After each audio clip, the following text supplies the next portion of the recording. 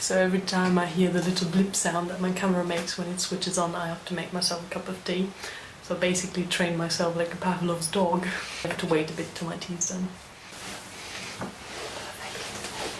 So today I decided to do a tag video. This is my first time, so please bear with me. I've never done one of those before. I found a tag by the wonderful Gillian at home. Probably going to put a link to her channel right here, if I can make that happen. Not that good with editing. She made a new tag, which is the happily married tag, and I thought it's the perfect time to do the tag because my husband and I just celebrated our first wedding anniversary. You might think, what kind of wedding wisdom could they have after being married only for 1 year? So basically still being a newlywed couple. But my husband and I, we have been together for 6 years now. We've been living with each other for nearly 3 years, so I think we're not in the honeymoon phase anymore. If we ever were in a honeymoon phase, don't think so. Let's start. Did you date much before you met your husband? I did go out quite a bit, but I never really thought about getting into a long-term relationship or marriage. Did online dating exist when you were dating? Would you have used it if it was? It definitely was around because it was not too long ago. But I wouldn't have used it just for the simple reason that I wasn't looking for anybody to date or to have a relationship with, so that's why I wouldn't have used it. But I actually think online dating is a really good idea. I think it's an awesome idea to try and find someone on the basis of common interest. So yeah, I think that's a good idea. If you have a lot in common, I guess you would get along better. Where do you think are the best places to meet a great guy?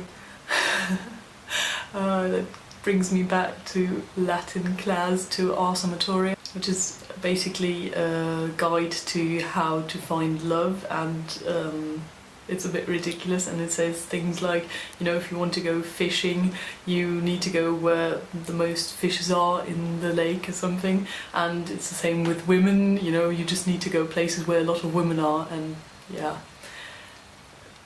Not the best advice, but I would think if you want to meet a great guy that is good for you, then you would just need to do stuff that you enjoy doing, and you will meet people along the way that enjoy the same things as you.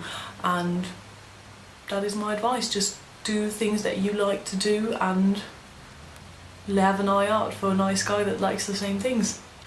What qualities would you tell single women to look for in man? I don't think there is a cookie cutter shape of the perfect man or what you should look for in a guy, because I think everybody needs different qualities in a partner because everybody is different. But I would generally think kindness is definitely important. So you should search for someone who is kind and funny. I think funny is also very important because it's always good if you have something to laugh at. Yeah. Kind and funny, that's my list, but I think everybody needs something else. What dating advice will or have you given your daughter? I don't have a daughter, I have a son however, and I would give him the same dating advice that I would give to anybody if they would ask me, which is enjoy yourself, do what you like doing. I would also say don't fixate on dating or finding someone for a relationship or marriage. I think the best idea is probably just to become the kind of person that you want to become a better person, to be nice and be kind and be interesting and exciting, do stuff that you like doing, and whenever you become that nice, kind, interesting and exciting person, people will just want to spend time with you. And yeah, that's my tip. How did you meet your husband?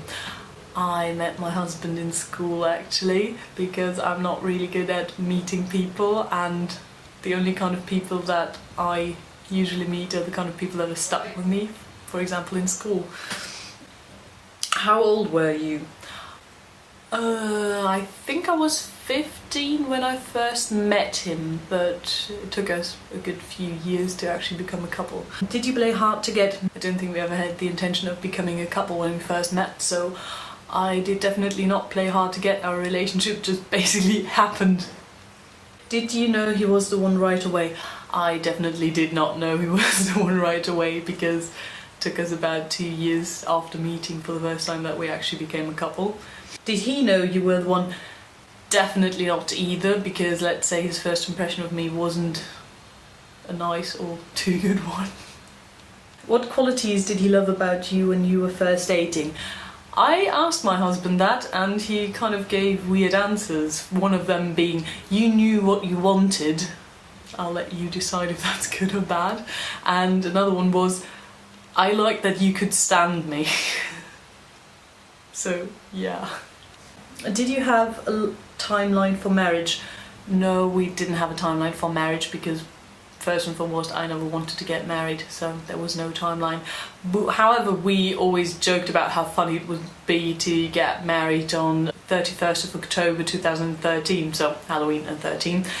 And yeah, we actually did. Even though we never really intended it as serious when we joked about it. Did you have to nudge your husband towards marriage? No, I didn't have to nudge him at all because he was more eager to get married than I was. I did put engagement rings into his shopping carts on eBay or Amazon just because I knew he was going to propose and he knew that I knew he was going to propose, and I thought, you know, if he's going to spend some money on it, he might as well get something that I would like. I know that sounds really bad. How did your parents influence the kind of marriage you wanted? As I never wanted to get married, I don't think they influenced the kind of marriage I wanted much, except for if you would say they influenced me in a way that I would not want to get married at all, which I guess you could say, because my parents are still married, but I don't think they're a too good example of a happy marriage. Let's leave it at that. What did you love most about your wedding? Okay, this is gonna sound cheesy, but when we read our vows to each other, I got extremely emotional and it caught me off guard quite a bit because I never thought I would be the kind of girl that cries during her wedding or during anybody else's wedding for that matter. What elements didn't matter as much as you thought they would? I didn't really obsess much about my wedding. I would suggest that to anybody, don't obsess about your wedding, you know, the least you're expecting the better it's going to be. You know, if you have really high expectations and some minor detail isn't going as well as you planned, you'll be upset. But if you don't really think about it too much, everything that is nice will just, you know, you'll just be so much happier. The only thing I was a bit concerned about was the seating plan because we invited some people that don't necessarily get along that well. But it all turned out nicely, so I shouldn't have worried too much about that. Is the first year of marriage really the hardest? I don't think so. I don't think the first year of dating isn't. The first year of living together for us wasn't really that hard either. Every now and again it was hard, but that was mostly because we have a baby/toddler around for the first year of our marriage, so that made it hard, but I don't think marriage made it any harder than just being a couple and living together. What advice would you give newlywed couples? I would say don't obsess too much about being married, you know, just do what you always did, make time for each other, that's very important. Even if you have the stressful life, just set aside some time for each other, but also set a time for yourself, you know, plan in some me time, because I think a part of a happy marriage is not just spending time together but also spending time apart and enjoy what you're doing.